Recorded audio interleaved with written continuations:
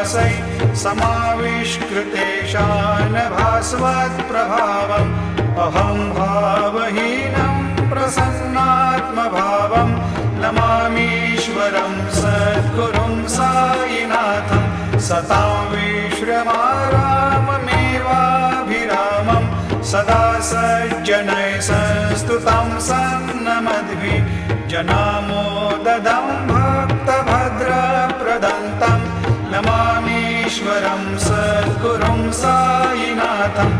अजन्माद्यमेकं परब्रह्म साक्षात् स्वयं सम्भवं राममेवावतीर्णं